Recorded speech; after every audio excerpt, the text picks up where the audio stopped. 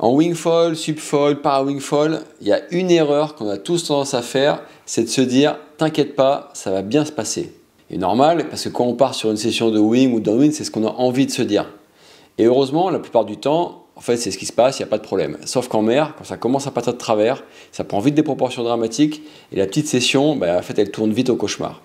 Dans cette vidéo, je vous propose donc de faire un gros point sécu pour nos pratiques wingfoil, para-wingfoil, subfoil et notamment sur les downwind qui posent un peu plus question. Alors pour ne pas avoir à regretter un jour, restez avec moi, c'est pas le moment de zapper.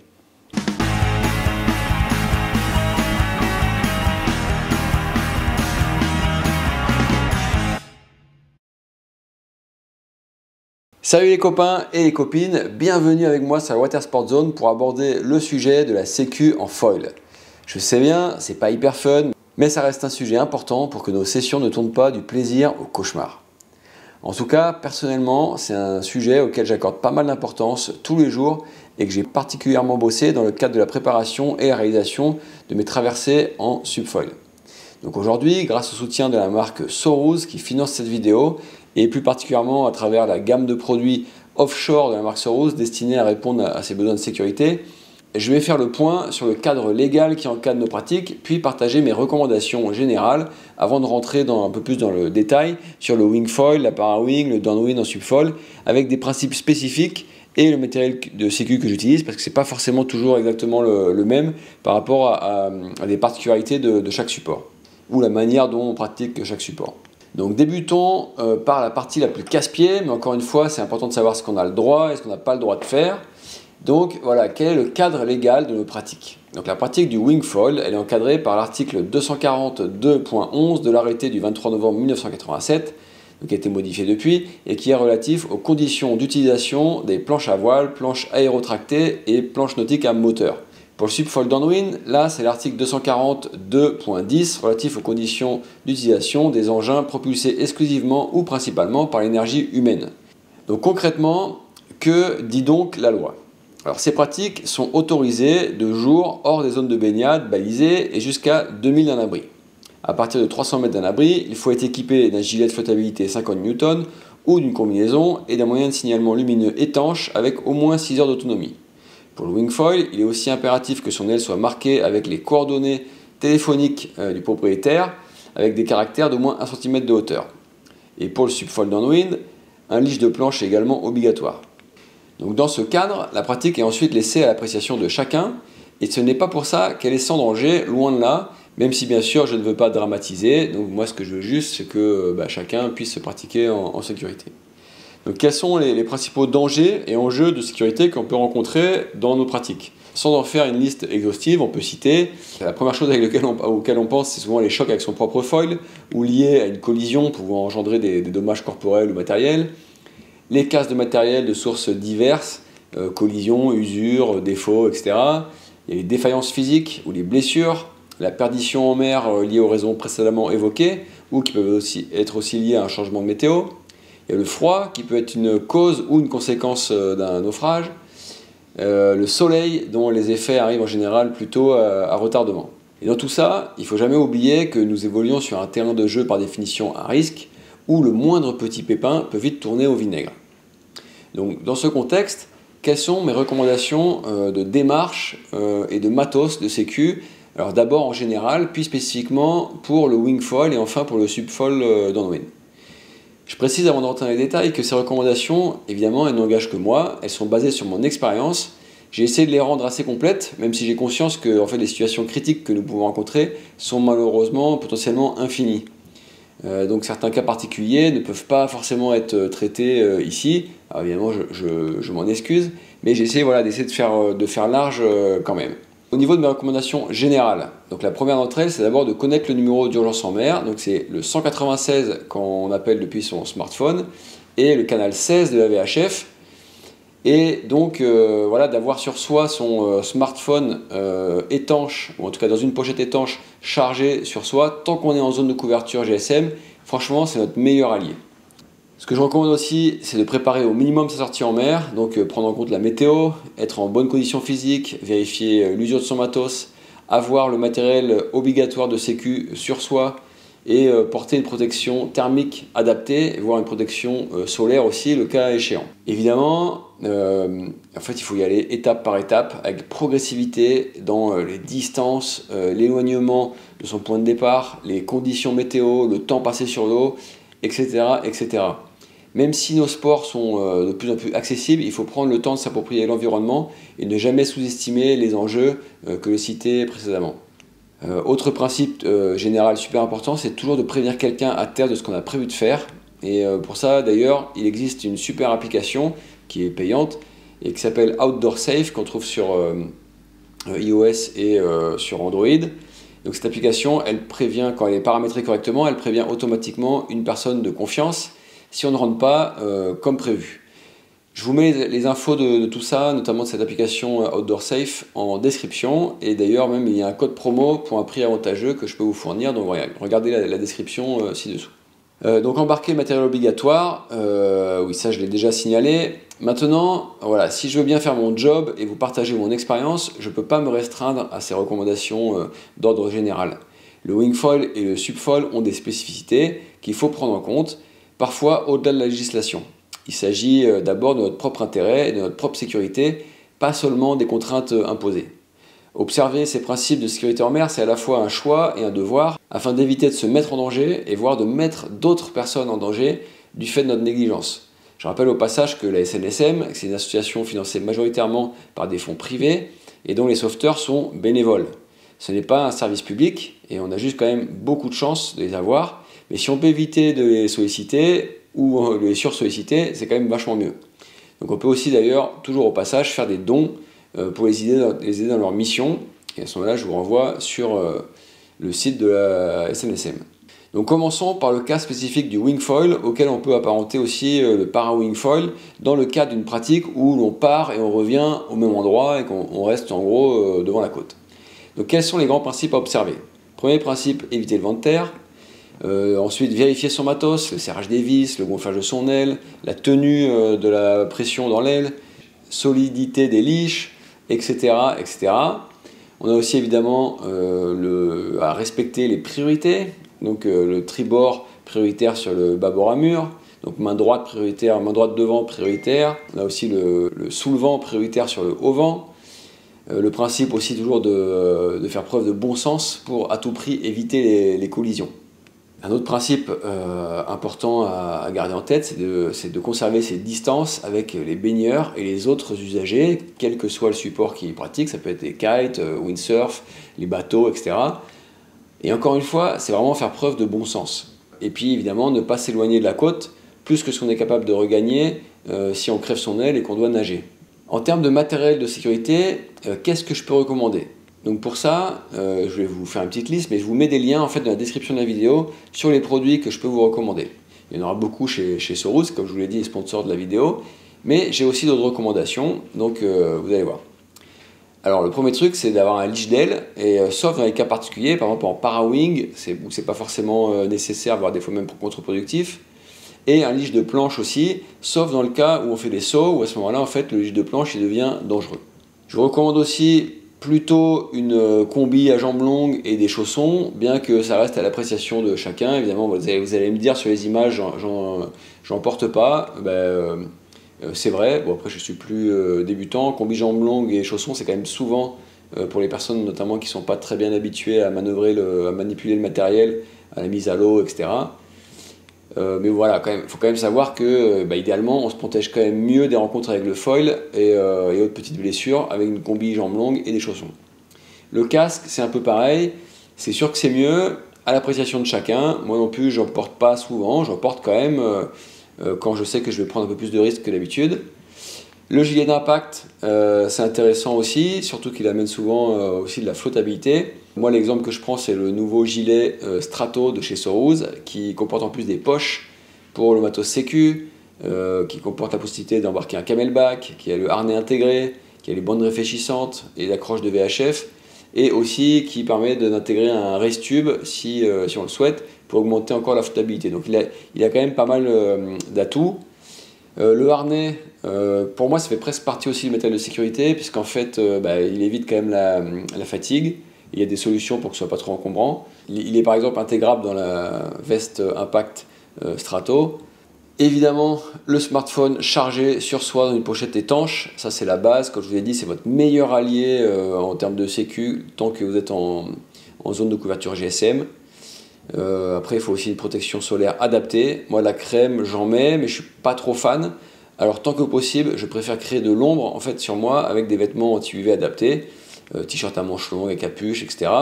Comme le Manta de chez Soros, donc que je porte souvent, le t-shirt jaune avec un peu ma signature, bob, casquette, etc. Je vous mets donc les liens en description.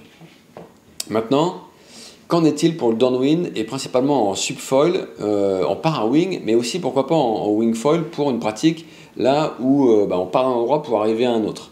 Donc ça c'est déjà une pratique qui implique d'un peu plus, entre guillemets, prendre la mer et qui demande une expérience supérieure.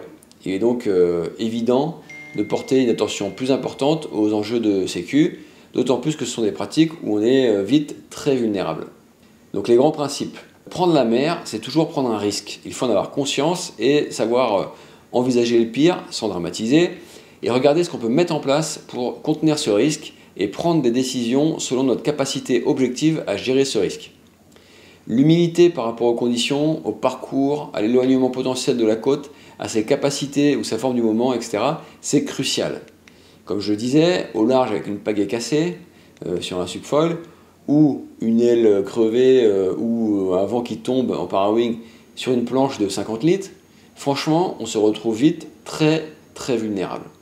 Donc par pitié, ne vous éloignez pas des côtes avec des planches de 50 litres ou 30 litres sur lesquelles vous ne flottez même pas. La progressivité et la responsabilité individuelle doivent primer quant au choix des parcours, du matériel, des conditions dans lesquelles on va se lancer. Sans vous pousser à outrepasser les règles, je dirais même que le sens marin doit primer sur le cadre légal. Je m'explique, ce n'est pas parce qu'on a le droit légalement d'aller à 2000 d'un abri que c'est forcément safe. 2000 sous le vent d'une côte par 30 nœuds de vent, c'est très très très loin. Avec une pagaie cassée, c'est juste le bout du monde. Et même vent de travers, 2000, c'est très loin. A l'inverse, tant qu'on est au vent d'un abri, on rejoindra la terre. Ce n'est qu'une question de temps. On sait par exemple que quelqu'un qui rame à genoux, donc sur un subfoil dans le sens du vent sur sa planche parce qu'il a perdu le vol, qu'il n'arrive pas à redécoller, il se déplace à peu près à 5 km/h de vitesse. Donc en fait, il fait 10-12 minutes au kilomètre sans forcer. Donc au final, 2000 d'un abri quand on est au vent, à 10-12 minutes, c'est une grosse demi-heure, quoi. Donc c'est pas le bout du monde. Mais voilà, avec le vent dans l'autre sens, c'est pas du tout la même chose. Donc, dans le cas où on est un petit peu comme ça, en difficulté, et au vent de la côte, pas de panique, ça prend du temps, mais on rentre. Le tout, en fait, c'est d'être du bon côté de la côte par rapport au vent. Et ça, en fait, ça tient à la préparation du parcours, à l'anticipation de la météo et en fait au sens marin. Donc en deux mots, c'est toujours rester au vent d'une terre quand on fait du downwind. Donc l'analyse des conditions météo, de leur évolution, l'organisation d'un parcours cohérent avec ses prévisions de vent et de vagues, votre niveau, votre matos et le temps avant le coucher du soleil sont hyper importants. Dans l'idée, c'est bien que le parcours comporte des sorties de secours sur le chemin aussi en cas de problème. Je recommande aussi toujours de partager un tracking GPS et un descriptif du parcours à un tiers à terre. Les groupes WhatsApp de downwind sont bien pour ça. Si on veut, on peut partager son tracking live à partir de l'application WaterSpeed par exemple, qui est un de mes partenaires. Et encore une fois, l'application Outdoor Safe, elle ne fait pas de tracking, mais elle se prête super bien aussi quand même pour prévenir passivement un tiers en cas de problème. Je vous invite à la découvrir et je vous mets un lien en description comme je disais tout à l'heure. Moi par ailleurs, j'aime bien aussi prévenir le cross donc en tapant le 196 sur mon smartphone. J'aime bien prévenir de mon départ, du projet de parcours, du nombre de riders qu'on est, etc. Et ensuite évidemment rappeler lors de mon arrivée effective. A priori, ils apprécient aussi parce que c'est une façon d'anticiper les fausses alertes qui peuvent être lancées par des passants qui vous voient partir, mais en fait qui ne vous voient pas revenir, parce que forcément partant d'un point A pour arriver à un point B, on ne revient pas au point de départ. Autre conseil, c'est de chercher toujours à être visible, donc avec une planche et des vêtements de couleurs vives. Donc si possible, ces couleurs c'est jaune, orange, rouge et rose. C'est l'esprit des produits offshore de Soros, donc plutôt jaune. Coup de chance, c'était une des couleurs du logo d'ailleurs. Et ça, c'est quand même hyper important. Ensuite, si on part pour un effort un peu long, donc au-delà de 30 minutes si tout va bien, c'est-à-dire potentiellement 2 heures de rame si ça ne se passe pas comme prévu, c'est bien d'avoir à boire et à manger sur soi. Il ne faut pas non plus prendre trop petit, en folle, utiliser du matos pour la première fois sur un long parcours. Ça, c'est un peu du bon sens aussi, mais il faut quand même le dire. Et maintenant, en termes de recommandations de matos sécu, nous avons travaillé sur la commission foil de la FF Surf sur des recommandations d'équipement. Je vous mets aussi en description et puis ici un lien en fait, sur un tableau explicatif. Mais voici personnellement ce que je recommande en fait globalement. C'est d'avoir déjà un lige de planche, une flashlight, un gilet de flottabilité ou une combi. Ça, on est sur le matos obligatoire. Pour la combi, en hiver, moi j'aime bien la Go Wind avec le front zip car en fait je peux enlever le col pour avoir moins chaud. Avec Soros, on a aussi fait des protos à partir de la Go Wind avec des aérations en fait pour mes longues distances. En fait, en downwind, il faut toujours se dire que si tout va bien, on a trop chaud, mais si on a un souci, le froid, ce sera rapidement un des enjeux principaux. Donc il faut s'organiser en conséquence. On est toujours tenté de partir en mode minimaliste. Enfin, en tout cas, moi, c'est mon cas, j'ai toujours cette tentation-là. Mais il faut réussir à rester lucide et considérer que c'est vraiment risqué. C'est vraiment à prendre en compte en fonction du parcours et de l'éloignement de la côte, puisque les galères sont potentiellement proportionnelles. Donc une tenue visible de loin et tant qu'à faire protection solaire, ça je l'évoquais juste avant. Donc l'exemple c'est le t-shirt Soros Manta comme moi, il est presque devenu une signature visuelle pour moi, mais franchement pour la sécu ça compte vraiment. Il n'y a qu'à voir combien de fois avec des copains on part ensemble, on n'arrive pas à se voir alors qu'on est proche, et c'est souvent une histoire de couleur, donc vraiment hyper important. Moi j'essaie aussi toujours d'embarquer un gilet avec des poches, je ne prends pas toujours le même, parce que sur les très longues distances, j'ai besoin de capacité d'emport un peu plus importante. Sur les plus petites distances, en fait, le gilet Strato de Soros avec ses 2-3 poches, là, il est pas mal pensé, avec notamment des ouvertures de bras échancrées pour une bonne amplitude de mouvement. Donc les poches qui permettent d'embarquer le matériel essentiel, les attaches de radio sur l'épaule, le camelback dans le dos, les réflecteurs, un truc pour accrocher un sifflet, etc. Donc comme décrit plus haut. Et voilà, et moi je l'aime bien, et donc je vous mets aussi son lien dans la description. Au niveau radio, moi la radio que j'utilise, que vous avez sûrement déjà pas mal vu sur mes contenus, donc c'est une VHF de la marque Standard Horizon, donc le modèle HX40. Donc c'est celle que j'ai, je l'ai choisie parce que pour moi c'était la plus compacte, la plus légère, et en plus qu'elle n'était pas trop chère, et qu'elle est étanche, qu'elle fonctionne relativement bien. Il faut juste éviter de trop la mettre dans l'eau, non pas qu'elle va s'éteindre et puis marcher, mais c'est qu'en fait quand il y a de l'eau dans le micro, souvent on a plus de mal à se comprendre. C'est un petit retour d'expérience, mais voilà, moi c'est quand même la radio que j'ai et que j'utilise. Au niveau flottabilité, si j'ai le gilet Strato, en fait soit je prends rien parce que je suis dans les clous, soit éventuellement je peux mettre le Race Tube, donc le système percutable qui s'adapte sur ce gilet. Et si j'ai mon sac plus comme celui qui ressemble plus à un sac de trail, alors là je porte en général le Secumar Free 100 à la taille, et c'est aussi un gilet percutable qui a plus de flottabilité encore. Au niveau de la flashlight, en fait ça se trouve dans n'importe quel ship chandler, et là après on l'accroche sur son gilet de manière semi-permanente, enfin en tout cas presque définitive, et on n'en parle plus. Pareil pour le sifflet, en général il y en a aussi sur les vestes de type Strato, ça pèse rien, mais pour le coup ça sauve la vie parce que c'est un autre moyen de se faire repérer par le côté sonore. Moi j'utilise aussi, en fait j'avais acheté ça pour ma traversée Corse, en fait une balise PLB3. Alors ça coûte un peu cher, mais c'est quasiment une assurance tout risque, puisque ça permet d'envoyer des messages de détresse avec donc des positions sur les réseaux locaux VHF, donc là on parle du système AIS, et sur les réseaux satellitaires, donc GPS. Alors c'est surtout utile si on passe dans les zones sans couverture GSM, mais comme je disais, en fait pour le coup, il y a cet endroit où ça arrive vite, les zones sans couverture GSM. Et la balise PLB3, c'est presque une assurance touriste parce qu'on nous retrouve vraiment bien avec ça. J'embarque aussi toujours un couteau ou un coupe-ligne de kite. Pourquoi je prends ça? C'est parce qu'en fait, il y a toujours le risque en foil de se faire prendre dans un filet. Et par exemple, pour pouvoir s'en dégager, il n'y a rien de mieux qu'avoir un truc qui coupe pour potentiellement éviter aussi une bonne galère. Le smartphone chargé en poche étanche, c'est sans doute le truc le plus important à avoir, donc jamais négligé, jamais oublié. Et enfin, pour les downwind, donc à la pagaie, moi je préconise aussi la Parawing en sécu dans le sac. Ça pèse juste 500-600 grammes. Ça ne résout pas tous les problèmes, puisqu'on est quand même soumis à la force du vent. Mais j'avoue que c'est quand même une ressource potentiellement utile pour s'en sortir par ses propres moyens dans plein de situations, et notamment si on a un problème de pagaie ou un problème de grosse fatigue. Personnellement, en downwind, dès que je fais des parcours qui ont des portions avec des passages en fait sans terre dans l'axe ou avec des risques de bascule de vent qui me pousseraient au large, je prends une Parawing dans mon sac et honnêtement, je ne m'en suis jamais servi, mais je suis persuadé qu'un jour, ça fera la différence. Donc je vous invite aussi à le prendre en compte. Et j'ai conscience qu'on n'a pas envie d'être surperchargé en matos, mais voilà, en faisant les bons choix, je pense qu'il y a un compromis à trouver. Et puis évidemment, si on fait un parcours de 5 km qui ne comporte aucun danger, qui est le long de la côte avec toujours une côte sous le vent, il n'y a pas forcément besoin de tout avoir, juste le matériel obligatoire, ça suffit en fait. Voilà, j'espère avoir couvert un maximum de situations et ne rien avoir oublié d'important.